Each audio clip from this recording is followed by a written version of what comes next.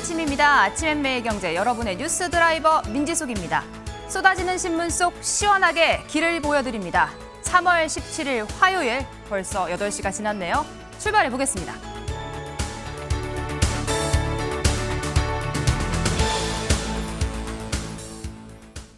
네, 매일경제 일면입니다. 이 중동발 쇼크가 이번에는 기름에 이어 플라스틱까지 덮쳤다라는 소식입니다. 플라스틱 원자재, 기름, 석유에서 나오죠. 이렇게 생산 단가가 도미노처럼 올라가서 우리나라 물가 크게 오를 가능성이 있습니다. 당정이 나서서 대체 수입처 발굴하겠다 입장을 낸 상황입니다. 다음 신문 보시죠. 네, 중동 상황 트럼프 대통령이 중앙일보에서 대통령이 쏘아올린 기초연금 하후 상박입니다. 이번에는 기초연금입니다. 우리나라에서 일정 연령 이상의 소득 하위 70%면 모두 기초연금을 받게 되는데요. 대통령이 이야기한 거는 이 기초연금 0원을 벌든 수백만 원 돈을 벌든 연금이 똑같은 건 말이 안 된다라고 지적을 했습니다. 소득이 아예 없는 노인, 저소득층에 더 많은 돈을 주는 게 어떠냐 이렇게 제안을 한 건데요. 이 부부가 함께 살면 소득이 이제 크게 잡혀서 불이익을 받는 부분도 좀 고쳐야 한다 이렇게 지적했습니다. 다음 신문 보시죠. 동아일보입니다. 트럼프 대통령이요. 중국과 2주 남은 회담 연기할 수 있다 이렇게 엄포를 냈습니다. 이 군함을 보내달라는 요청에 중국이 별다른 반응을 보이지 않자 이런 이야기를 한 건데요. 조금 전 들어온 속보 전해드리도록 하겠습니다. 트럼프 대통령이 지난 밤에 이 중국과의 이 회담, 방중을 한 달 미룰 것을 요청했다라는 이야기가 속보로 전해졌습니다. 이제 2주 남았거든요. 여기에 별다른 속임수는 없다라고 했는데 어떤 속내일지 지켜봐야 할 것 같습니다. 다음 속보 또 하나 준비되어 있습니다. 트럼프 대통령 중국뿐만 아니라 우리나라를 향해서도 화살을 날렸습니다. 주한 미군의 숫자를 거의 2배 가까이 부풀리면서 호르무즈 관여에 소극적이다라고 지적을 했습니다. 주한 미군 숫자까지 꺼낸 속내는 뭔지 대담으로 짚어보도록 하겠습니다. 다음 신문 보시죠. 한국일보입니다. 대통령 어제 이 검찰개혁 관련한 직접 메시지 또 한 번 냈습니다. 민주당 내부 강경파를 향해 직접 메시지를 낸 건데요. 과도한 선명성 경쟁 때문에 개혁의 기회를 놓쳐서는 안 된다라고 일침을 놨습니다. 다음 신문 보시겠습니다. 서울신문입니다. 이번엔 야당 상황이죠. 국민의힘에서는 김명환 충북지사가 현역으로 첫 번째 컷오프 대상이 됐습니다. 돌아온 하루 만에 이정현 공관위원장 망나니 칼춤을 춘 거 아니냐 이야기도 나오는데요. 줄지어서 부산과 대구에도 칼바람이 이어질지 대담으로 이어가 보도록 하겠습니다.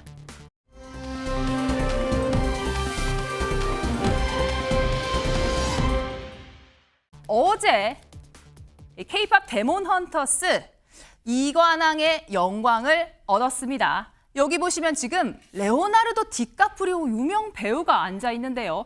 보통 BTS나 우리나라 K-팝 스타들 이렇게 응원봉을 들고서 흔드는 모습 많이 보셨을 텐데 이렇게 미국 헐리우드 배우들이 우리나라 K-팝 관련된 컨텐츠에 대해서 응원봉을 흔들고 있는 모습입니다. 저희가 관련된 영상 준비했습니다.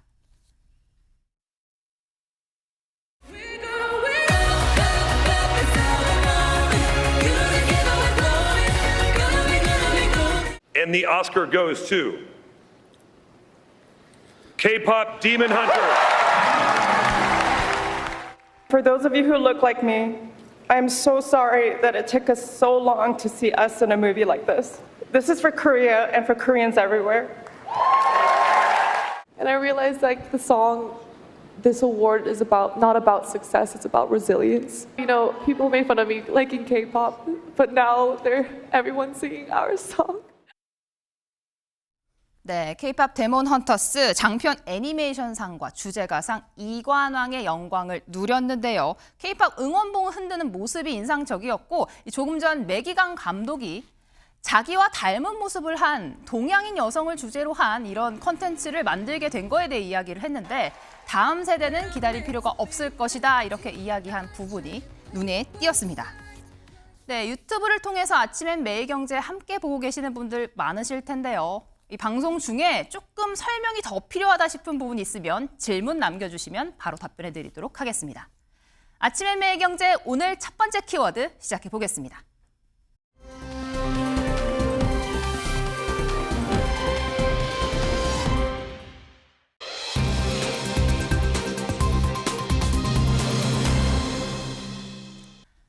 망나니 칼춤입니다. 한국일보 보시죠. 국민의힘입니다. 김영환 충북지사 컷오프 돌아온 이정현의 공천 칼바람, 그야말로 칼바람이었습니다. 현역 지사 어제 첫 번째 컷오프 대상이 됐는데요. 네, 김 의원님. 이정현 공관위원장 돌아온 지 하루 만에 발표를 했습니다. 어제 전격 발표 어떻게 보셨어요? 이정현 공관위원장이 아주 작심을 한 것 같아요. 지금 여러 가지 우리가 이제 공관위에서 하나하나를 일희일비하면서 또 거기에 대해서 반대 의견이라든지 이렇게 지적할 수는 없겠지만은 실질적으로 이제 운신의 폭을 넓히고 지금 어제 리얼미터에서 나온 그 자료를 보니까 우리 당의 지지율이 34.3%에서 26.7%로 빠진 상황이고 네.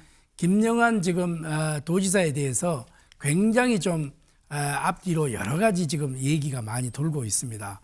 뭐 그런 부분을 전부 감안해서 기존 있는 3명 플러스 알파를 해서 운신의 폭을 넓혀서 많은 인재를 한번 받아보고 결정을 하겠다 하는 겁니다. 이것이 네. 이제 현역 도지사를 컷오프를 하니까 공천의 칼바람이 아니냐 이렇게 주장을 하는데 본인의 이제 그 뜻과 또 본인의 이 아집이 있어요, 저분이.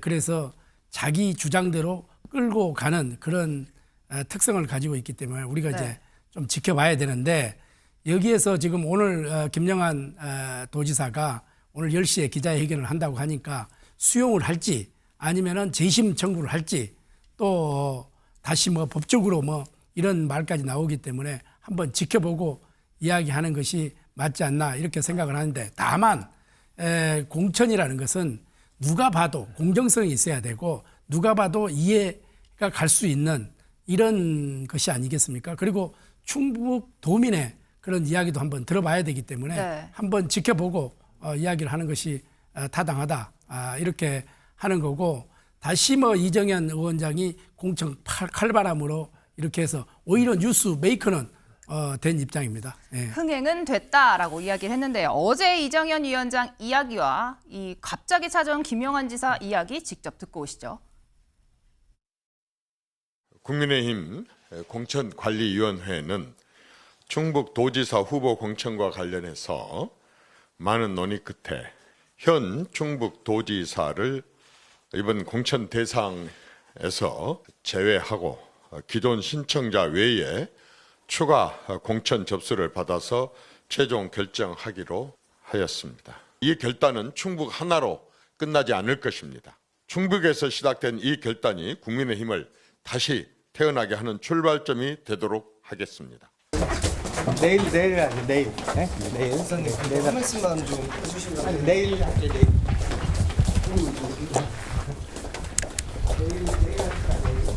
시장님 그 장대표한테 라인이 달라고 하셨더니 장대표 반응은 혹시 어떠셨어요?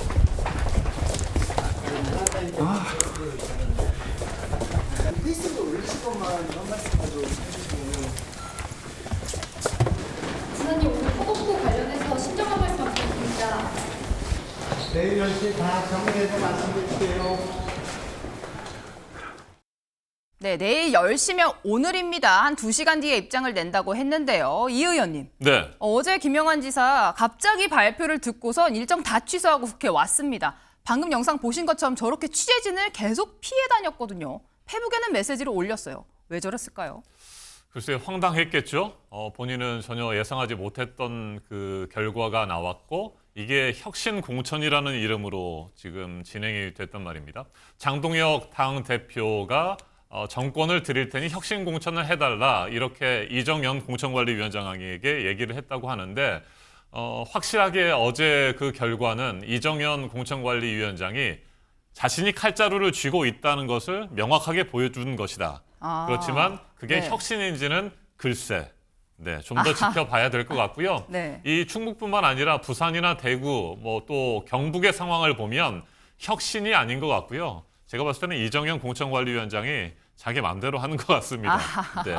일단 가장 중요한 건 공천에서 국민과 당원 아니겠습니까? 국민과 당원의 뜻을 물어보고 이 사람이 충북지사로서 적합한지에 대해서 의견을 듣고 또 경선의 과정을 통해서 그 선택을 만들어내야 되는데 본인이 뭐 자기 판단대로 자기 칼자를 쥐었으니까 네. 맘대로 하겠다. 이런 것들을 확실히 보여준 어제 결과였다 이렇게 생각합니다. 네, 일단 힘은 세게 보여줬습니다. 이 칼자루가 어디까지 갈지 좀 지켜봐야 한다 말씀을 해주셨는데요. 어제 저렇게 취재진은 피했지만 페이스북에 글을 올렸습니다. 특정인을 정해놓고 면접을 진행하다니 기가 막힌다 이야기를 했습니다.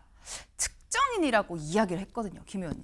누굴 염두한 걸까요? 저거는 이제 본인이 이제 그 조금 전에 이정현 의원님도 말씀하셨다시피 굉장히 당황하고 생각지도 못하는 컷오프가 됐지 않습니까? 네. 그렇기 때문에 자기 이제 항변이라고 보는데 지금 공간위에서는 어떤 특정인을 정해놓고 면접을 뭐 진행한다든지 이런 게 없습니다. 운신의 폭을 넓혔고 더 많은 인재를 찾아보자. 추가 공모를 하겠다고 추가 했죠. 공모를 한다고 했지 않습니까? 그러면 거기에 기존적으로 지금 세 분이 지원을 했어요. 네, 저희도 거기에 그래픽을 있는 준비했죠. 분을 뭐 특정인을 정해놓고 한다고 하면은 굳이 그거 할 필요가 없지요. 그 중에서 결정을 하면 되는 거지요. 그러나 그 외에 좋은 인재를 한번 모셔보자 하는 그런 차원이 아니겠나 이렇게 이해를 해야지 그 세 분을 할 것 같으면은 굳이 추가 공모를 할 이유가 없지 않겠습니까? 세 명을 할 거면 추가 공모할 이유가 없다, 이 의원님. 그런데요, 네. 어제 컷오프 됐습니다. 나머지 3명 중에 가장 눈에 띄는 사람 찝으라고 하면 윤갑근 변호사인데요. 맞습니다. 저희도 주목하고 있습니다. 윤갑근 변호사가 누굽니까? 내란 수괴 윤석열의 변호인 아니었습니까? 네. 윤어게인 세력이 굉장히 좋아할 만한 인물입니다. 이 윤갑근 후보가 저는 컷오프 대상에 당연히 포함됐어야 된다고 보는데 여전히 절윤하지 못하고 있는 국민의힘의 현실을 보여주고 있다고 생각하고 있고요. 윤어게인 세력에 휘둘리고 있는 장동혁 당대표 그리고 국민의힘 지도부의 현재 모습이다. 저는 이렇게 판단합니다. 네, 윤갑근 변호사님 지금 이렇게 윤 전 대통령 변호인 웃고 있다라는 얘기가 나오는데요. 김 의원님 어떻게 생각하십니까? 지금 윤갑근 변호사로 이렇게 좀 몰아가는 언론도 그렇고 민주당에서도 그러는데 그거는 좀 앞서가는 거고요. 윤갑근 변호사로 이렇게 지정이 됐다고 하면은 아까도 말씀드렸지만은 더 이상 아마 추가 공모를 하지 않고도 네. 이 세 분 중에 뭐 조기룡 전 충주시장도 있었고 윤희근 전 경찰청장도 있었기 후보는 때문에 있죠. 예. 후보로서는 뭐 이 세 분 중에서 고르려고 한다고 하면은 더 이상 뭐 추가 공모를 했겠습니까? 그러나 그 윤갑근 변호사로 밀어붙이는 이 자체는 너무 앞서가는 것이다. 언론이고 민주당에서. 네, 네. 윤갑근 변호사가 입장을 냈거든요. 이거에 대해서 이정현 의원님께 질문 드리겠습니다. 윤갑근 변호사는 이 특정인 특정되지 않았지만 마치 자기 이야기를 하는 마냥 이야기를 했습니다. 혹자는 이번 컷오프 나에게 유리한 거 아니냐 했지만 나는 그렇게 한가하지 않다 이야기를 했거든요. 네, 지난주 월요일로 기억됩니다. 국민의힘 의원들이 장동혁 당대표를 포함해서 의원총회를 열고 절윤 결의문을 내지 않았습니까? 네. 절윤하겠다, 윤석열과 관계를 끊겠다, 또 윤어게인을 외치는 세력과 단절하겠다라고 이야기를 했습니다. 그때 제가 판단하기에는 이건 확실하게 속죄 세리머니다라고 생각을 했습니다. 속죄 세리머니. 윤상현 네. 의원이 그런 얘기를 했었죠. 지방선거를 앞두고 확실하게 속죄 세리머니를 보여줘야 한다라고 하는 것이죠. 진정성이 결여된 절윤에 대한 사실상의 의지는 없이 그냥 보여주기식의 그런 쇼를 보여주는 것이다라고 저는 판단했는데 실제로 그렇습니다. 윤갑근 변호인을 그대로 컷오프 시키지 않고 남겨둔 상태에서 네. 계속해서 충북도지사 경선을 진행한다는 것 자체가 앞으로도 계속해서 윤어게인 세력과 함께 가겠다라고 하는 것을 보여주는 것이다. 저는 그렇게 해석합니다. 하나를 보면 열을 안다. 김 의원님 어떻게 보셨습니까? 윤갑근 변호사가 될지 안 될지는 두고 봐야 되겠지만은 네. 실질적으로 만약에 윤갑근 가정을 합니다. 예. 윤갑근 변호사가 된다고 하면은 이런 이야기를 우리가 들어도 싸지요.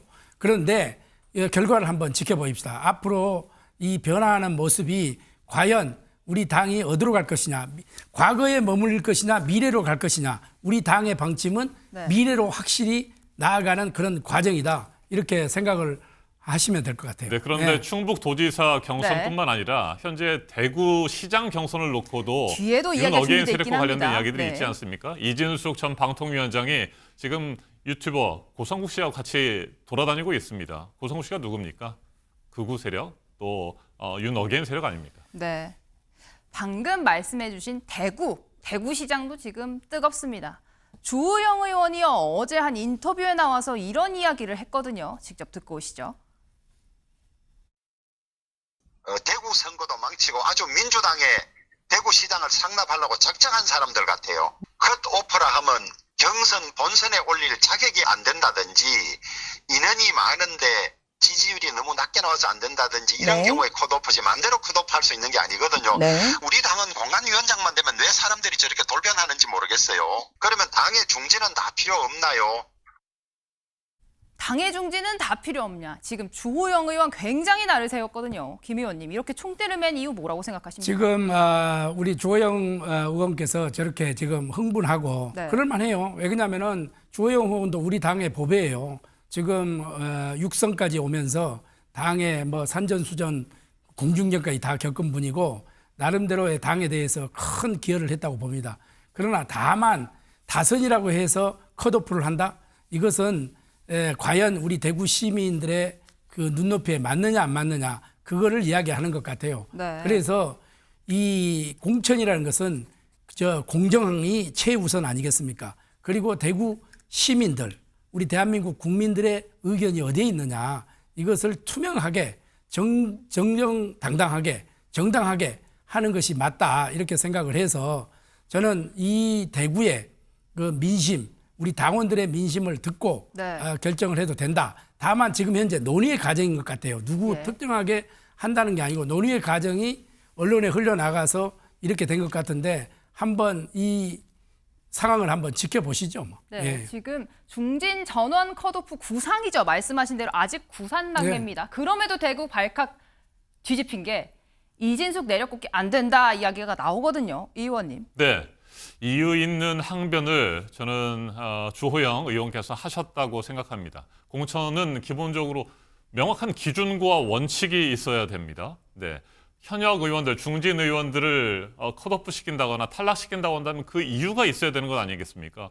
그 가장 큰 이유는 국민과 당원들이 원하지 않는다는 것이 될 것이고 실제로 이 해당 의원이 경선을 통과해서 대구시장 국민의힘 후보가 된다고 한다면 본선 경쟁력이 없다라고 판단한다면 컷오프 시킬 수 있다고 봅니다. 네. 근데 그게 아니라고 저는 판단이 되고 있고요. 누군가 하나 이진숙 전 방통위원장을 내리꽂으려고 하는 의도도 분명히 있는 것 같고 과연 이걸 어떻게 끌고 가려고 하는지 결국에는 윤 어게인 세력을 다시 채워 넣으려고 하는 것이고 또 하나는 가장 중요한 것이 현역 의원들이 공천을 받을 경우에 해당 지역구에서 보궐선거가 진행이 되지 않습니까? 네. 대구 지역의 보궐선거, 국회의원 선거가 진행이 되면 거기에 한동훈 전 대표가 그 가능성도 출마하는 있죠. 것을 네. 장동혁 당대표가 제일 최악의 시나리오로 생각하는 것은 아닐까. 그걸 피하기 위해서 현역 의원들의 컷오프를 지금 진행하고 있는 것이 아닐까 저는 판단합니다.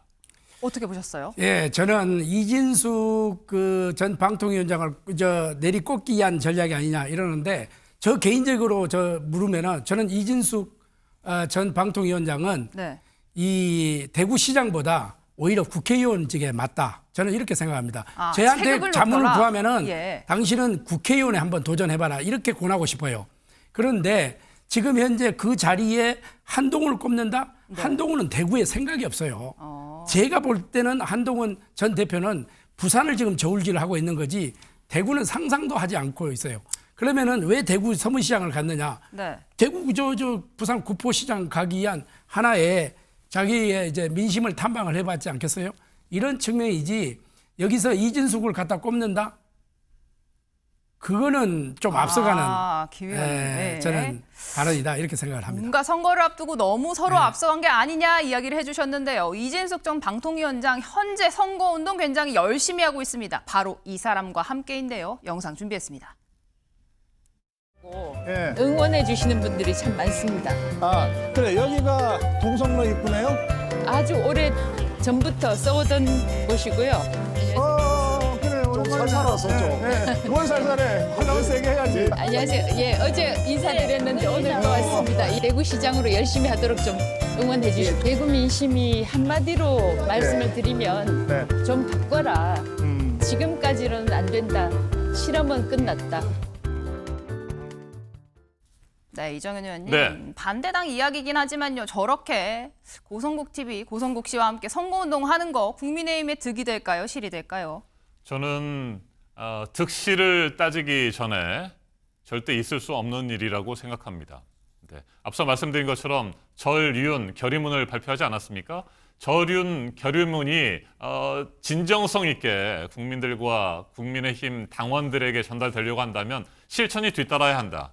그 실천의 가장 첫 번째는 전한길과 고성국 씨와 같은 극우 유튜버 네. 윤 어게인을 외치는 사람들을 끊어내는 것이 필요하다라고 제가 지난주에도 말씀을 드렸습니다. 그런데 전혀 그런 실천들이 이루어지지 않고 있습니다. 이진숙 전 방통위원장은 대구시장 자격이 없고 국힘을 하는 게 국회의원을 하는 게 좋겠다라고 네. 우리 김대식 의원님께서 말씀하셨습니다만 저는 국회 과학기술정보방송통신위원회에서 활동하면서 이진숙 전 방통위원장의 발언과 직접 보셨겠네요. 그런 예. 행태에 대해서 너무나도 잘 알고 있습니다. 현재 법인카드와 관련해서도 계속해서 수사를 받고 있는 상황이고요. 저는 국회의원 자격도 없고 대구시장 자격도 없는 것이고 더군다나 고성국 씨와 같은 윤 어게인 세력, 극우 세력과 같이 다니는 사람을 저렇게 그냥 놔두는 국민의힘을 도저히 이해할 수 없습니다. 김 의원님 하실 말씀이 많으신 것 같은데요. 네. 일부는 동의하고요, 일부는 동의하지 않습니다. 왜냐하면은 이진숙 지금 후보 입장에서는 어떻게 하면은 하나도 득표가 되는 그런 상황을 가지고 자기가 움직이지 않겠어요? 네. 이 판단은 우리 대구 시민이 저는 할 것이다. 이게 이제 자기에게 도움이 되느냐, 오히려 마이너스가 되느냐, 이것은 판단이 후보가 하는 겁니다. 하는 건데 전체적으로 이제 맥락으로 이게 전국 선거 같으면은 상당히 영향력이 좀 저는 없지 않아 있다고 봅니다. 네. 그러나 저게 모든 책임은 이진숙 후보자가 책임져야 되겠죠. 자기가 득이 되는지 실이 되는지 이 판단은 자기가 했을 거 아닙니까? 그래서 절윤 예. 결의문 자체가 속죄, 세리머니에 그쳤다, 퍼포먼스, 선거용? 쇼에 그쳤다라고 예. 저는 판단하는 겁니다. 그렇게 말씀을 두 분이 아주 치열하게 해주셨습니다. 지금 충북에서 지금 대구로 넘어왔는데요. 대구 홍준표 전 대구시장도 갑자기 등판을 했습니다. 어제요. 오세훈 서울시장을 향해서 메시지를 냈는데요. 오 시장 오늘까지 등록 마감 제재 공모에 들어갔는데 아직까지는 응답이 없습니다. 여기에 대해서 이미지 정치는 어려울 때 언제나 발을 뺀다. 오세훈 시장 이미지 정치한다. 이렇게 한 건데요. 김 의원님 어떻게 보셨어요? 저는 우리 오세훈 시장에게 꼭 부탁을 하고 싶습니다. 국가의 지도자가 되고 좀 리더자가 되려고 하면은 저는 당이 위기잖아요. 네. 위기할 때는 솔선수범하고 퍼스트 펭귄, 슈퍼 펭귄처럼 지도자는 먼저 뛰어내려야 된다고 생각을 합니다. 죽을 각오를 하고.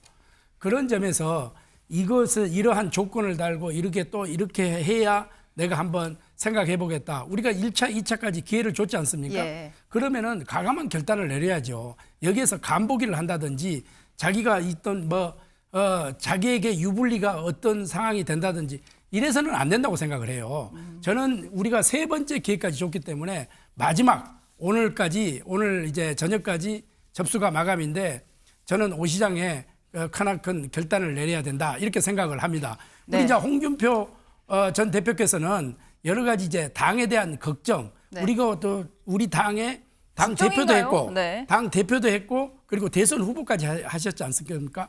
그렇기 때문에 폭넓은 당의 걱정을 이야기한 거 아니냐. 그러나 지금 이 시점에서는 우리가 지금 불리한 입장에서 우리가 분열은 안 된다. 네. 분열은 안 되고 통합과 화합 그리고 미래로 가야 돼.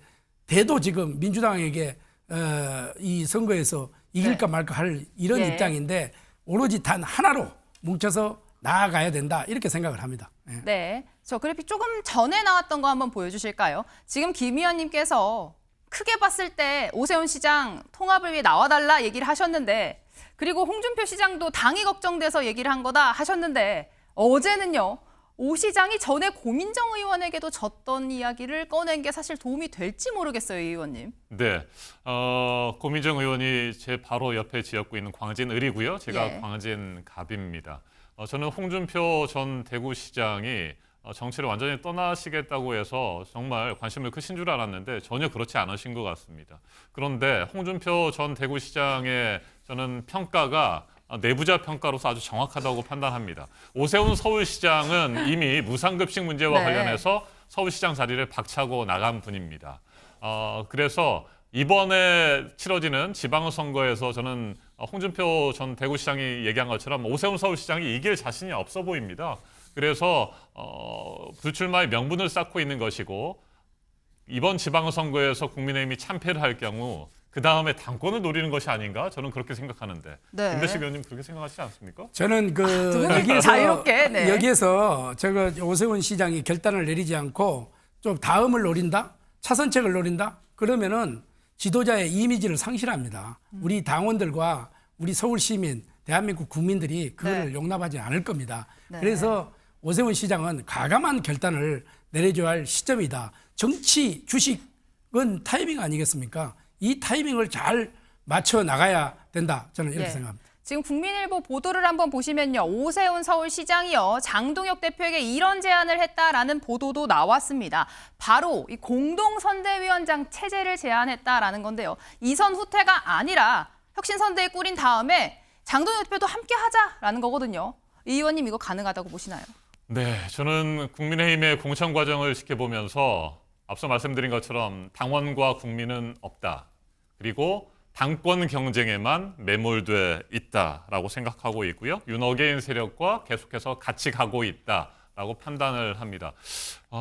정말 오세훈 서울시장이 공적 마인드가 있는 분이라고 한다면 그리고 지금까지도 나갈지 안 나갈지에 대해서 명확하게 하지 않고 있는 그런 상황들이 계속 된다고 한다면 저는 정말 서울시장뿐만 아니라 공직에 나서서는 안 될 사람이라고 생각합니다. 네. 이 부분에 대해서 지금 장동혁 지도부 입장도 있을 것 같은데요. 함께 듣고 오시죠. 혁신의 의미를 살리는 형태의 선대위라면 저희도 마다할 이유가 없다고 생각을 합니다. 다만 혁신선대위가 현 장동혁 당대표를 이선으로 물러나게 하는 형태의 선대위에는 동의할 수 없고 받아들일 수 없습니다. 특정 인물들을 혁신선대위원장으로 거론하는 그런 방식으로는 젊고 그리고 미래를 위해서 나아가려고 하는 당의 움직임에 부합하진 않는다고 생각을 합니다. 네, 당에서는 조금 이건 말이 안 된다라는 입장인 것 같은데요. 국민의힘 상황 이번에는 부산 이야기를 한번 보겠습니다. 국민일보 현역 김영환 첫 컷오프에 이어서 여기 김영환 도지사 컷오프 됐죠. 그 다음 주자로 지금 거론되는 게 박형준 현 시장입니다. 김 의원님. 지금 그 현역 지금 박형준 부산시장을 컷오프하겠다 하는 조금 이 얘기가 당 공간에서 나왔어요. 네.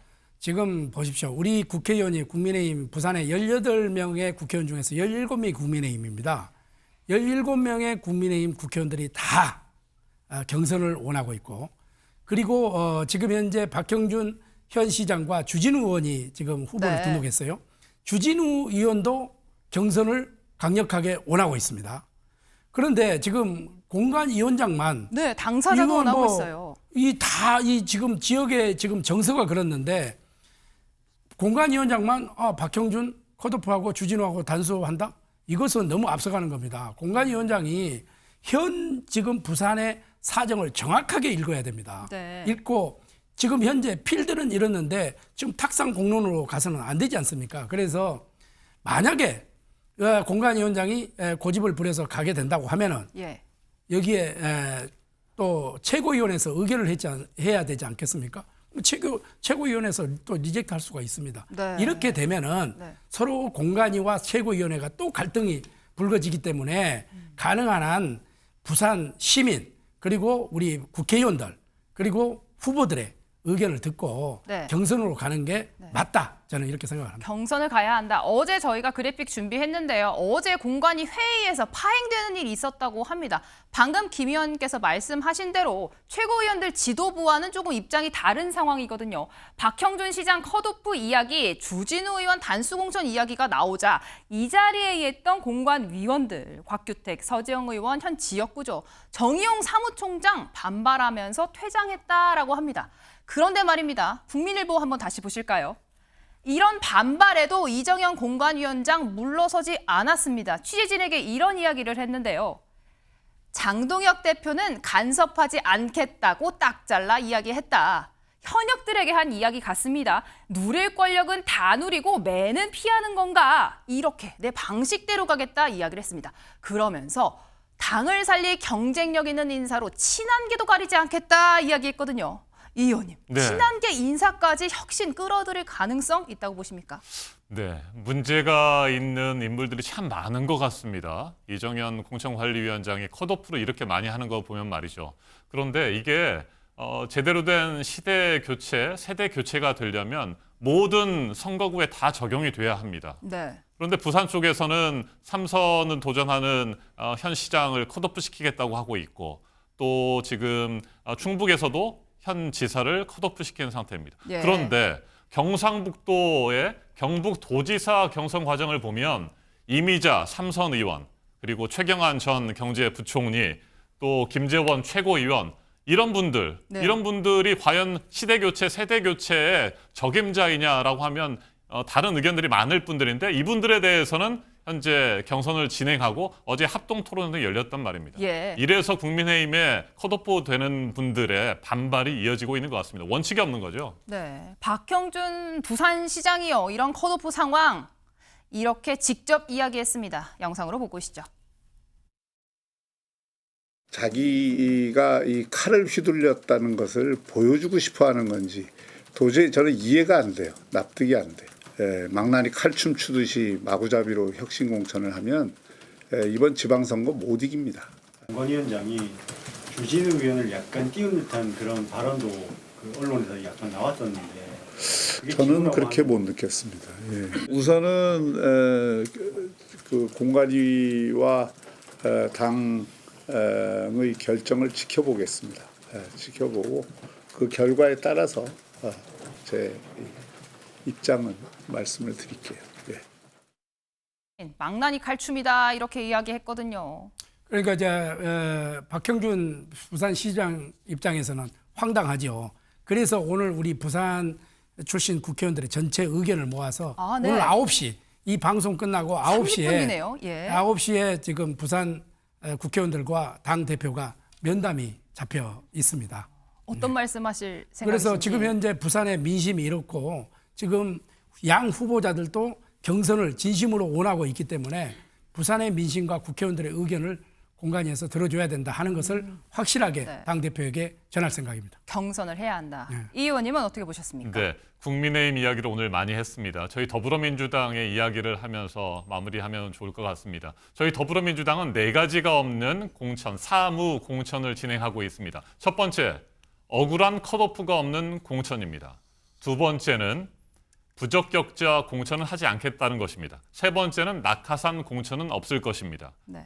네 번째, 부정부패자들을 공천하는 일은 없을 겁니다. 국민과 당원을 바라보면서 공정한 경선을 통해서 국민의 선택을 기다리겠습니다. 네, 양당 모두 공천을 누굴 주느냐를 가지고 국민들이 1차적으로 판단을 할 것 같습니다.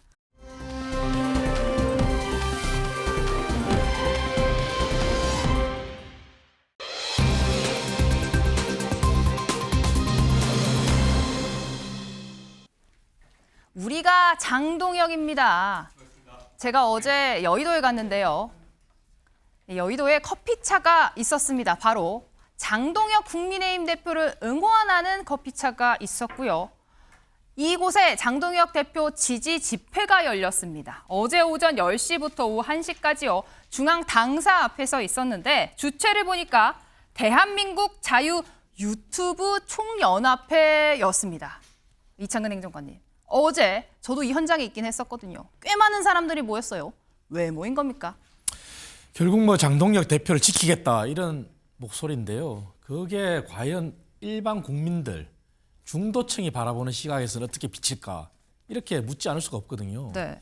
지금 현재 당 내에서는 한쪽에서는 혁신선대위를 꾸려서 정말 국민들의 마음을 다시 엮고 국민 앞으로 나아가자고 주장하는데 또 한쪽에서는 전한길 씨를 중심으로 한 그러한 탈당 소동이 있었고 장동혁 대표를 지키겠다. 그것은 일반 국민 정서와 동떨어진 또 다른 윤 어게인을 외치는 그런 목소리지 않습니까?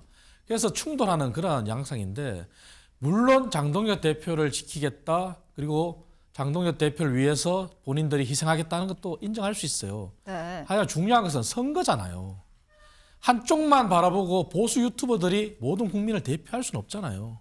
그래서 정말 보수를 재건하고 국민의힘을 살리기를 원하는 건지 아니면 장동혁 대표 한 사람만 지켜서 본인들의 기득권만 챙기는 건지 그것은 냉정히 판단해야 됩니다. 네.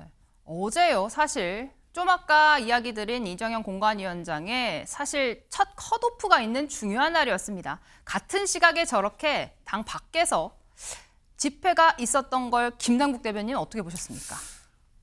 보수 유튜버들이 장동혁 대표를 지키자라고 하면서 저렇게 당사 앞으로 몰려든 것, 아이러니하게 거꾸로 네. 장동혁 대표의 리더십이 흔들리고 있다는 것을 반증한다라고 생각이 됩니다.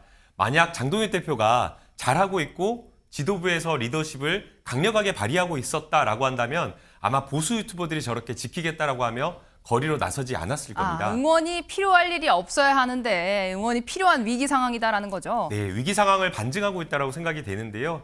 그리고 이제 또 하나 평가해 볼 게 과연 저게 장동혁 대표를 도와주는 것인지 네. 앞서 이창근 위원장님께서 말씀하신 것처럼 지난주 9일 국민의힘은 결의문을 발표하면서 윤 어게인 세력과 결연하겠다라고 발표를 했는데요. 네. 껍데기만 있는 결의문이 아닌가라는 생각이 듭니다. 네. 후속과 관련되어서 쇄신과 관련된 인사 조치나 이런 어떤 뒤따르는 후속 조치가 없고 오히려 지금 저렇게 보수 유튜버들이 거리로 나와서 장동혁 대표와 함께하는 저런 모습 자체가 쇄신의 모습과는 거리가 먼 오히려 극우와 윤 어게인 세력과 함께하고 있다는 것을 보여주고 있기 때문에 선거를 치르는 데는 오히려 부담이 되고 또 장동혁 대표에게 도움을 주는 것이 아니라 오히려 계속해서 발목을 잡고 있는 모습이 아닐까라는 생각이 듭니다. 네, 끊어내야 하는데 끊어내지 못하는 걸 자꾸 보여주는 건 오히려 부담이 된다 얘기를 했습니다. 어제 전한길 씨 이 집회에 나온 모습 저희가 직접 영상으로 준비했습니다.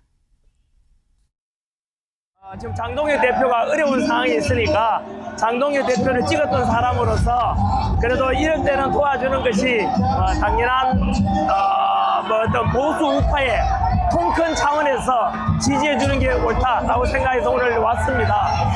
오늘 제가 알기로는 저는 아마 둘 다 연단에 올라가고 마이크 잡을 기회는 없을 겁니다. 그냥 평범하게 앉아가지고 묵묵히 응원하도록 그렇게 하겠습니다. 저도 여러분과 마찬가지로 장동혁 대표 많이 우려를 하고 있습니다.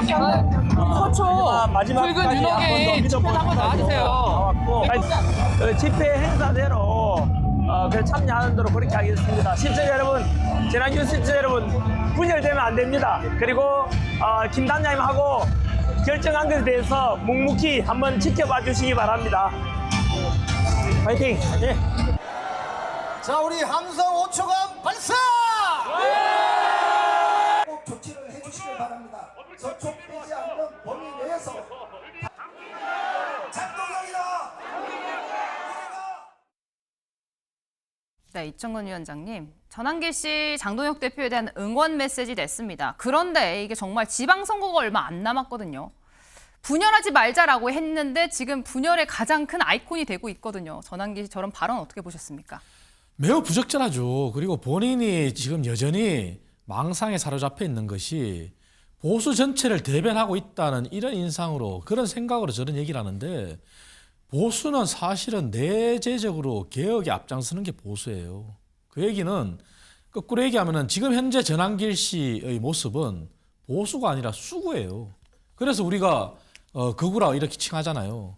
지금 국민들이 무엇을 바라는지를 봐야 돼요. 그리고 전한길 씨가 국민의힘을 위해서 한다면은 국민의힘을 당헌 당규 강령부터 봐야 돼요. 네. 하지만 그런 것은 전혀 무시하는 사람이잖아요.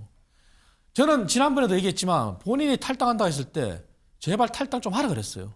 그것이 선거에 도움이 된다고. 네, 그때 말씀하셨죠. 근데 윤석열 전 대통령 변호인들이 잡아서 본인이 다시 남기로 했다. 예. 오히려 더 마이너스예요. 그래서 지금 국민의힘이 얼마나 큰 고통 속에서 변화를 꾀하려고 하는지 그걸 안다면 본인은 오히려 이렇게 얘기를 해야 돼요.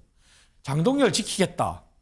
보수 우파의 통 큰 결단이다. 이게 아니라 네. 우리 스스로가 변화하고 우리 스스로가 국민의힘 재건을 위해서 우리가 무엇을 잘못했는지 우리 스스로 되돌아보고 국민들께 나아가는 모습으로 바꾸자. 이렇게 해야 돼요. 근데 그런 모습에 정반대 얘기를 하잖아요. 정반대 얘기를 하고 있다. 장동혁 대표 옆에 있는 사람 전환기실 말고 한 명 더 있습니다. 바로 김민수 최고위원인데요. 어제 이런 상황에 SNS 글을 하나 올렸습니다. 국민의힘 역사에 당대표를 지키기 위해 당원들이 거리로 나온 적이 있냐 이렇게 이야기를 했는데요. 김남국 대변인님, 네. 김민수 최고위원이 이런 걸 본 적이 있냐, 이런 장면을 본 적이 있냐, 당원들의 지지 아직 건재하다 이런 메시지 올린 이유 뭐라고 생각하십니까? 제가 국민의힘 당원이 아니라서 이런 경우가 있었는지 좀 기억을 더듬어보면 네. 꽤 있었던 것 같다라는 그 생각이 드는데요. 지도부에서 김민수 최고위원이 장동혁 대표를 계속 세게 뒷받침하고 있는 것 같습니다. 그러나 역시 전환길 유튜버와 마찬가지로 도움이 되지 않은 행동이죠.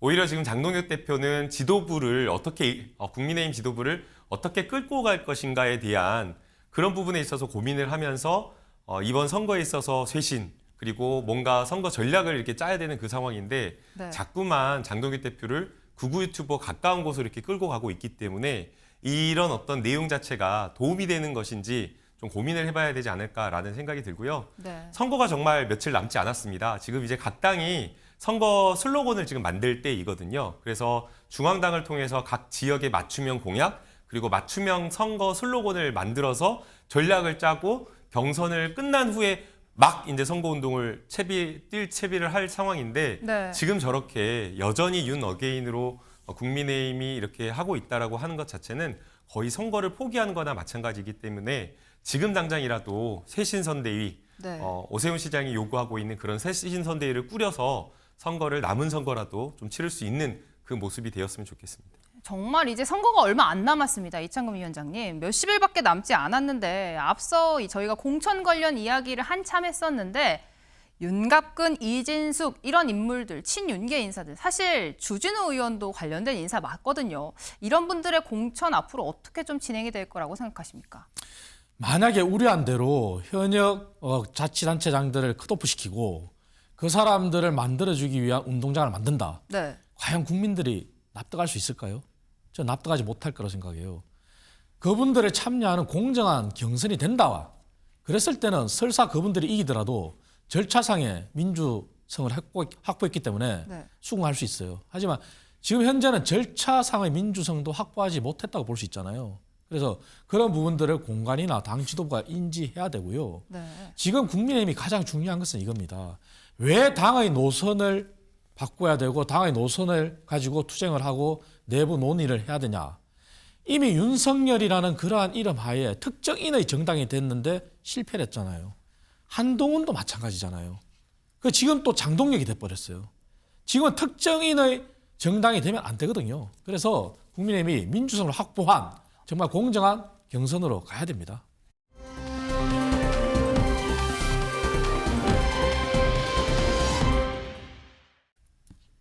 홍장원 전 국정원 차장의 보좌직원, 전직 보좌직원이 어제 재판에 나왔다고 합니다. 이 재판장에서 했던 발언들이 보도가 되면서 또 논란이 되고 있는데요. 홍장원 일명 메모, 체포 명단을 옮겨 적었다라는 이야기인데 이 과거에 지난해 2월에 윤석열 전 대통령 재판이 탄핵 심판이 이루어지고 있는 과정에서 윤석열 전 대통령 변호인단 차원에서 만남 제안이 왔었다라는 이야기를 합니다. 돈이면 돈, 승진이면 승진 해줄 수 있다라고 이야기를 하면서 뭔가 이 메모를 작성한 과정에 대해 조금 덮으려고 하는 이야기가 있었다. 이런 걸 법정에서 진술을 했다라고 하는데요. 김남국 대변인 조금 사건이 복잡하긴 합니다. 뭔가 거래를 제안했다라는 쪽이 증언이 나왔는데요. 윤석열 전 대통령 변호인 측은 일단 아니라고 이야기를 했습니다. 매우 심각한 사안인데요. 진술에 있어서 형사재판이든 민사재판이든 진술이 가지는 증거로서의 어떤 증거 능력 매우 네. 중요합니다. 그렇기 때문에 어떤 사람이 법정에서 증언한다라고 했을 때 이 증거의 진실성을 뒷받침한 건 매우 중요한 문제인데 누군가가 저렇게 재판 뒤에서 네. 거래를 하듯이 돈이나 또는 승진 그리고 또는 직위를 대가로 해서 뭔가를 해줄 수 있다라고 하면서 원하는 진술을 끌어낸다라고 한다면 재판 자체가 하나마나 하는 게 돼버리거든요. 네. 그런데 지금 내란 재판에 있어서 지금 홍장원 전 국가정보원의 홍장원 씨가 가지고 있었던 이 메모의 예. 증거 능력 그리고 실제 쓴 메모가 맞는지 이게 매우 중요한데 이것을 뒷받침하는 증거 능력을 뒷받침하기 위해서 진술하는 국정원 직원의 진술을 더럽히기 위해서 저렇게 뒤에서 작업을 했다라고 한다면 이거는 정말 심각한 중대 범죄이고요. 단순하게 그냥 부인하는 취재로 그칠 것이 아니라 네. 고발, 시민사회단체 고발이나 또는 수사기관이 직접 인지해서 해당 어떤 작업이라든지 정말 범죄가 있었는지 이 부분을 반드시 가려야 될 것 같습니다. 네, 실제로 이런 회유 작업이 있었다고 하면 더 큰 범죄다 이야기를 해주셨는데요. 이 홍장원 메모, 글씨체가 지렁이 같다 이런 이야기로도 이슈가 됐었는데요. 관련된 영상 보고 오시죠.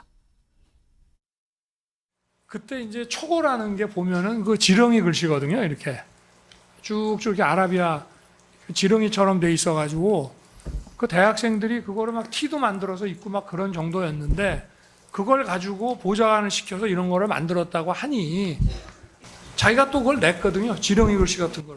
일단 그렇기 때문에 지금 변호인들이 이런 얘기를 하는 겁니다.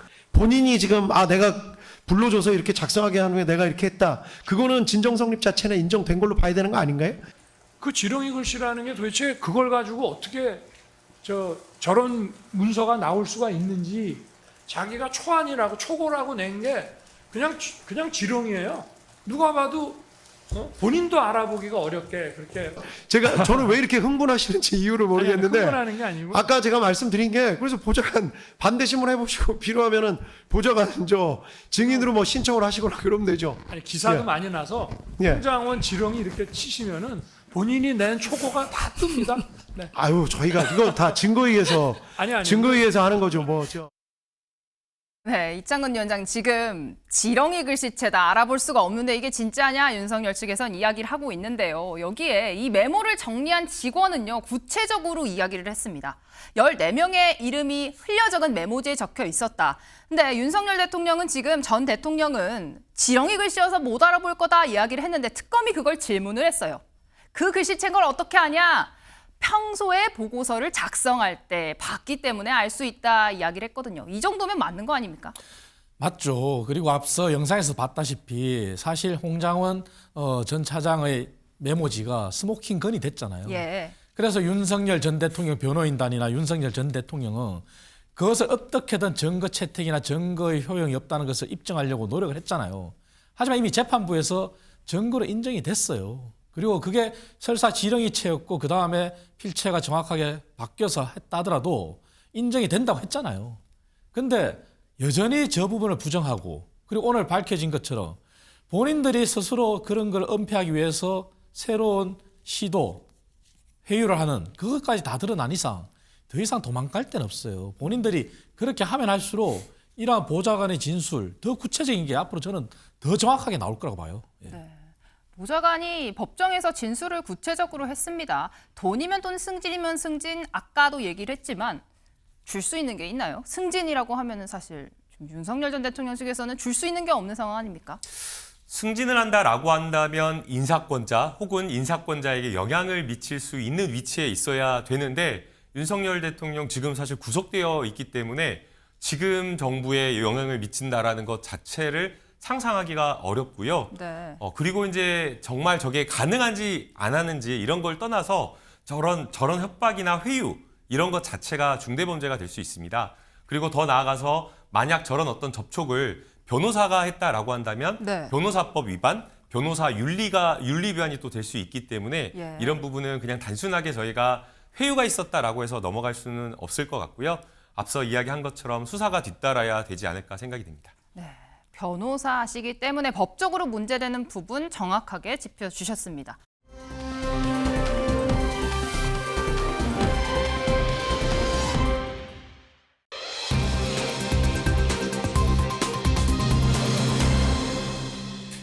러시아 간 모즈타바 물음표입니다.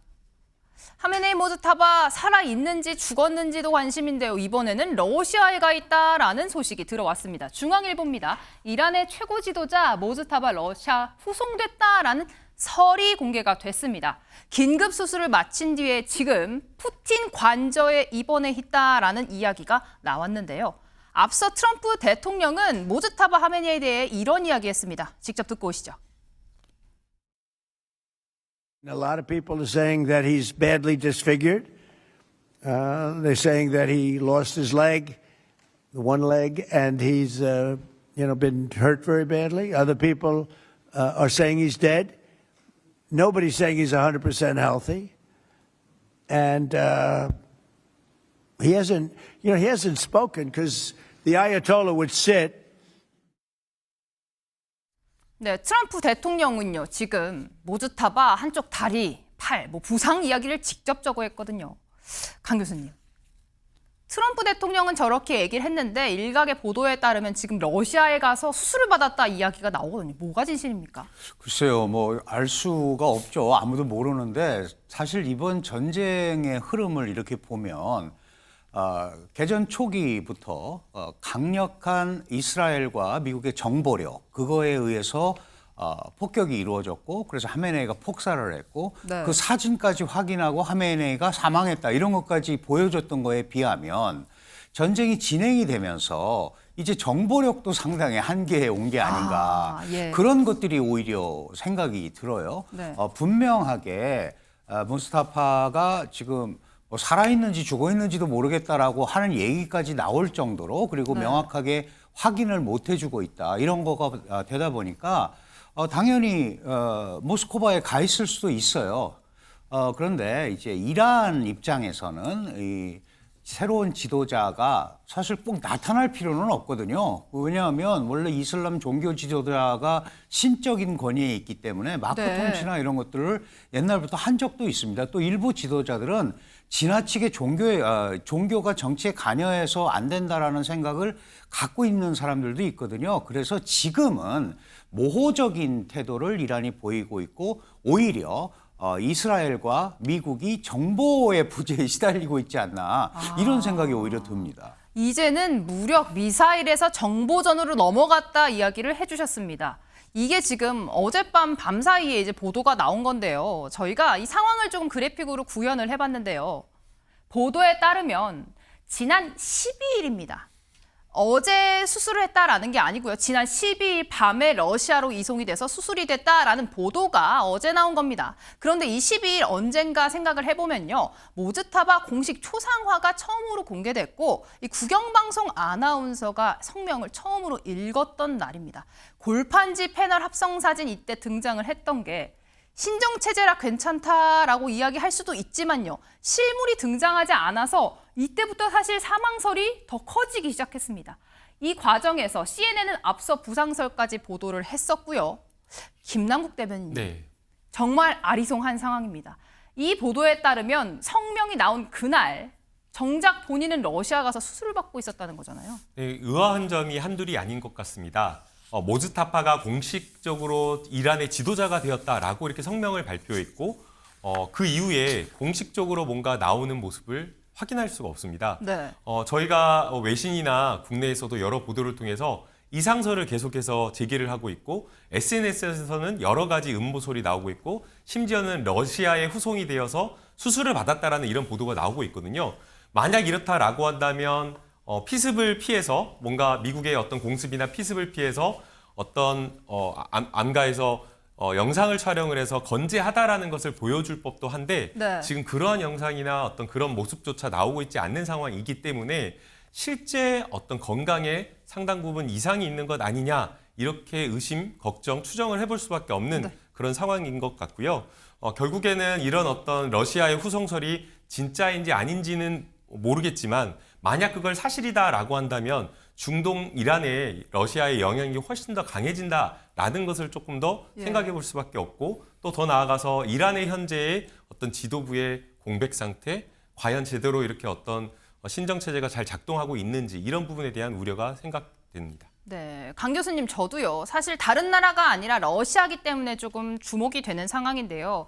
이 수술설이요. 지금 러시아 푸틴 대통령이 먼저 이란 대통령 쪽에 와서 좀 수술을 받아도 될 것 같다, 뭐 이런 이야기를 했다라는 거잖아요.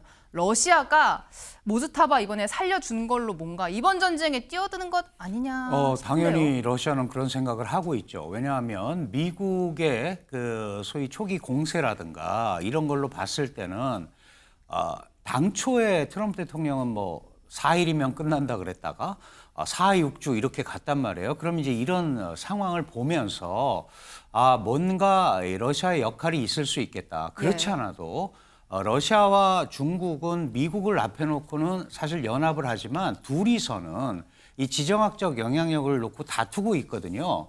이제 그런 상황에서 실제로 이 러시아는 이스라엘하고도 그렇게 척을 지지 않았고 네. 또 이란하고도 그 척을 지지 않았습니다. 물론 이제 이란과 러시아의 관계가 좋다고는 할 수 없는데 이런 상황에서 뭔가 이란의 곤란함을 풀어준다는 차원에서 충분히 그런 식의 소위 뭐 이 수술 여기가 더 안전하다. 왜냐하면 네타냐후 총리는 계속해서 만약에 무스타파가 후계자가 되면 그냥 놔두지 않겠다라는 설을 계속 제거하겠다라는 얘기를 은연중에 하고 있단 말이에요. 이제 그런 상황이면 좀 안전한 대로 지금 김남국 의원 말씀하신 대로 가 있으면서 약간 모호성을 유지하고 있는 것이 훨씬 전략적으로 낫다라고 판단을 하고 그것이 러시아에서 이루어졌다면 러시아의 대중동, 그다음에 대미 영향력 이런 점에서도 분명히 나름대로 과거보다는 어떤 공간을 마련할 수 있지 않는가 이제 이런 차원에서 움직이지 않았나 이렇게 판단이 가능합니다. 네, 사실 푸틴 관저에 들어갔다고 하니까 미국이 사실 뭔가 참수 작전에 들어가기도 어려워진 상황인 것 같거든요. 이 상황을 쭉 봤을 때 영화 드라마 같다는 생각을 많이 하게 됐습니다. 일단 아까 보신 것처럼 비행기로 날아간 건지 뭐 어떤 식으로 갔는지는 모릅니다. 이란에서 러시아까지 푸틴의 관저, 지금 사설병원 관저 안에 있다라는 거잖아요. 이창근 대변인, 정말 영화 같은 일 아닙니까? 그렇습니다. 영화에서 볼 수 있는 그런 극비리 이런 이송 이런 거잖아요. 그리고 그 이면에는 사실 러시아가 본인의 역할을 하기 위해서 그런 제안했다 이렇게 볼 수도 있습니다. 하지만 또 다른 시각에서는 모즈타바의 상태가 이란 내에서 정말 수술을 할 수 없을 정도로 더 심각한 거 아닌가 이런 생각도 할 수 있거든요. 왜냐하면 사실 이란의 의료 수준은 중동에서는 최상위로 알려져 있어요. 하지만 거기에서 못하고 러시아로 갔다. 러시아의 어떤 전략적 접근으로 갔을 수도 있지만 이란 내에서 도저히 상태가 안 되기 때문에 더 선진된 그런 러시아의 의료 기술을 위해서 갔다. 그렇게도 볼 수 있습니다. 네, 그래서일까요? 이란 외무부 장관은요, 일단 모즈타바 문제 없다라고 이야기했거든요. 직접 듣고 오시죠. They will see soon, I guess, that there is no problem with the new supreme leader. He sent his message yesterday, and he will perform his duties. He is performing his duties according to the Constitution, and he will continue to do that. 네, 안전하다라고 얘기를 했는데 폭격 때 어떻게 살아남았냐라는 구체적인 보도도 하나가 나와서 전해드립니다. 미사일이 거주지를 타격하기 몇 분 전에요. 공교롭게도 정원에 산책을 나갔다고 합니다. 강 교수님. 아슬아슬하게 피해 살아남았다라고 하는 이 보도는 어떻게 보셨습니까? 사실 48명이 폭사를 했어요. 그러니까 분명히 이란의 최고 지도부가 모였던 건 맞는데 이제 저런 것 때문에 또 소위 음모설들도 있거든요. 그런데 그런 상황은 아니었던 것 같고 아마도 직접적인 타격을 좀 피할 수 있는 그런 상황이 되지 않았나. 처음에 나온 얘기는 얼굴이 상당히 훼손이 됐다. 그래서 못 나타난다 그랬다가 지금은 이제 뭐 신체 왼쪽 부분에 많은 이 충격을 입었고 뭐 다리도 잃었다.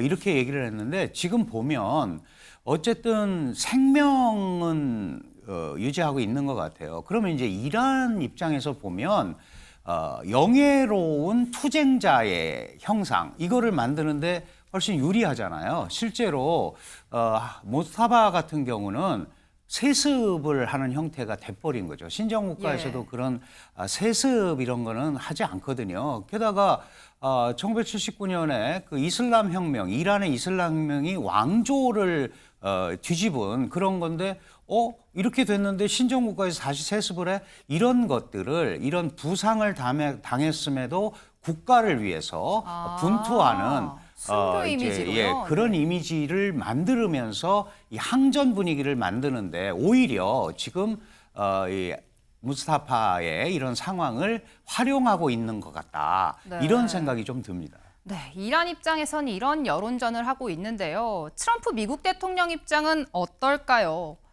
어제 전해드린 소식으로는 우리나라를 비롯한 여러 나라에 군함을 보내달라 이야기를 한 게 미국 트럼프 대통령 상황도 지금 녹록치가 않습니다. 어제 재차 거듭 압박했는데요. 영상 보고 오시죠. We strongly encourage other nations whose economies depend on the Strait far more than ours. You know, we get less than 1% of our oil from the Strait, and some countries get much more. Japan gets 95%.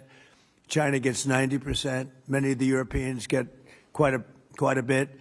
South Korea gets 35%. So we want them to come and help us with the Strait. 네, 일단 조선일보 한번 같이 보실까요? 동맹에게 불참하면 나쁜 영향이 있을 거다. 협박 아닌 협박을 했는데 여기에 중국은 정상회담 미룰 수도 있다 이야기를 했다는 거죠. 호르무즈 군함 파견에 대해서 여러 나라들의 입장이 일단 나왔습니다. 우리나라는 충분한 시간을 갖고 논의하겠다라고 밝혔고 일본은 당장 내일 모레 회담이 잡혀 있습니다.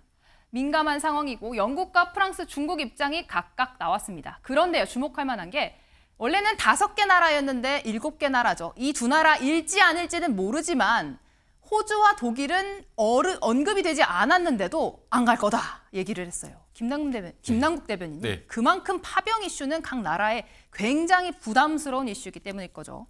모두가 신중하게 접근을 할 수밖에 없는 그런 상황인데요. 트럼프 대통령이 저렇게 아주 압박을 하고 또 재차 압박할 정도로 강력하게 요구하고 있기 때문에 현실적으로 동맹국 입장에서는 저러한 어떤 요청을 거절하기 어려운 그런 상황으로 생각이 됩니다. 그럼에도 불구하고 지금 이란의 상황 그리고 호르무즈 해협의 상황이 녹록치 않고 네. 장기전으로 갈 수도 있는 그런 어떤 상황인데 거기에 군함을 파견한다라고 하는 것 자체가 사실상 전쟁의 중동 화약고의 전쟁에 참여하는 것이 되어버릴 수 있기 때문에 국민 정서상 맞지도 않고 또 파견 나가 있는 국군 장병의 생명이나 이런 것들을 생각하면 한국을 포함해서 모든 국가가 쉽사리 파견 결정을 하기가 쉽지 않을 것으로 보입니다. 네. 아마 그래서 지금 정식 요청을 받을 때까지 그리고 5개의 동맹국들이 어떠한 형태로 협력을 할지 그런 부분에 대한 고민을 할 것으로 보이는데요. 네. 최대한 이 부분에 있어서 자국의 여러 자국민의 안전, 군인의 안전 이런 것들을 고려할 수밖에 없을 것으로 보이고요. 그러한 것들을 고려한다면 직접적인 어떤 군함 파견은 최대한 피해가고 신중한 접근을 해야 되지 않을까 생각이 듭니다. 일단 그래서 중국은 앞서 얘기를 했습니다. 안 보낼 거다라는 이야기를 사실상 강경하게 했는데요. 여기에 제가 뉴스 시작할 때 말씀드린 것처럼 트럼프 대통령이 한 달 정도 이 회담을 미루자라고 이야기를 했어요. 회담 이제 2주 남은 상황이거든요. 강 교수님. 사실 세계의 방패였는데 세계의 깡패가 되고 있습니다. 2주 남은 회담 이렇게 미루는 전례가 있습니까? 실제로 굉장한 결례죠. 그렇지 않아도 최근에 중국에서 들려오는 소식은 자신들은 만반의 준비를 하고 있는데 미국 측에서 국무부나 이런 데서 의제라든가 이런 데 대해서 얘기가 없다. 당연히 트럼프 대통령 입장에서는 이 어떤 형태로든 간에 이란과의 전쟁을 방향성을 잡고 사실 중국을 가야 의제라든지 이런 협상에 선점을 할 수 있는 게 있거든요. 사실 지금 이 이란 전쟁 에너지 지정학적 패권도 굉장히 중요하지만 지금 트럼프 대통령은 그 연방 대법원 IPA에 의한 관세 부과가 위헌이다 그래서 지금 플랜 B를 가동을 하고 있고 네. 관세 전쟁 2라운드에 들어가는 상황입니다. 그리고 지금 15개 국가의 슈퍼 301조 적용 조사를 의뢰해 놓고 있는 상태거든요. 이 상태에서 역시 중국은 또 핵심일 수밖에 없어요. 그런데 이렇게 밀려서 해결하지도 못하고 끌려가서 중국에 가게 되면 중국 내부에서도 이거 뭐 우리가 아쉬운 거 별로 없지 않냐라고 그래서 강경파들도 있어요. 네. 지금 그런 얘기 하잖아요. 전쟁은 우리한테 물어보고 했냐. 그렇죠. 자기네가 불 먼저 지른 건 해놓고. 미국 아니냐 얘기했죠. 그리고 같이 하자고 그러는 게 말이 되느냐. 게다가 영국, 프랑스는 나토 동맹국이고 예. 또 동아시아 지역에서 한국, 일본 동맹국인데 왜 우리를 끌어들이느냐라고 얘기해서 우리도 세게 얘기하자라는 중국적 시각도 있었어요. 또 한 가지는 네. 중국 내부에서 그래도 트럼프 대통령이 오는 거는 타협을 하려고 오는 건데 네. 우리가 미국과의 안정적인 관계 유지가 핵심이라면 잘 이거를 타협을 통해서 접합점을 만들어보자. 이런 게 있었는데 지금 트럼프 대통령이 연기할 수도 있다. 이렇게 얘기하니까 제가 중국의 아침에 좀 이제 상황을 좀 봤더니 군사 공격 중단하면 다 해결될 일이다라는 원론으로 돌아가서 네. 결국 당신들이 결제 해지해야 되는 거 아니냐 이제 이런 얘기가 나오고 있습니다. 그런데 지금 중국으로서는 상당히 불편하죠. 왜냐하면 나름대로 준비를 해놓고 있었는데. 중국은 이렇게 강경한 입장이고요. 사실상 그나마 좀 긍정적인 반응을 보이는 곳은 동맹국가 프랑스입니다. 프랑스 마크롱 대통령도 이런 이야기를 했는데요. 관련된 이야기 듣고 오시죠. Sorry, President, I'm really sorry. It's just that everything's in frozen right now. There's a motorcade coming right. That's why. I'm sorry. How are you? Guess what? I'm waiting the street because everything is frozen for you. Have you been speaking with the French President Macron about the coalition to reopen the Strait of Hormuz? Yeah, I have spoken to him. He's been on a scale of 0 to 10. I'd say he's been an 8. Not perfect, but it's France. Are you We don't expect perfect. 네, 이창훈 위원장님. 작년에는 트럼프 대통령, 마크롱 대통령 서로 전화할 정도로 친한 사이였는데 조금 전 보시는 영상 보시면 기대를 안 한다. 프랑스니까 8점 준다. 어떻게 보셨습니까? 실제 두 영상에서 이제 마크롱 대통령의 어떤 외교 스타일이 직접적인 대화잖아요. 네. 그 전형을 보여줬고 그리고 권위적이지 않은 모습도 보여줬고 근데 또 트럼프 대통령의 점수에서 10점 만점에서 8점이다 하는 건 이번 호르무즈 해협에 있어서 프랑스가 더 이상 추가적인 군사력 배치를 안 하겠다. 그런 말에 대한 어떤 답변일 것 같아요. 그래서 트럼프 대통령 입장에서는 생각한 답변을 못 끌어냈기 때문에 좀 실망하지 않았을까 그렇게 생각이 됩니다. 네, 트럼프 대통령 이번 주 안에 이 다국적 연합군 정체를 밝히겠다라고 했는데요. 실제로 공개할 수 있을지 지켜봐야 할 것 같습니다. 아침의 매일경제 오늘 저희가 준비한 시간은 여기까지입니다. 오늘도 설레는 하루 되세요.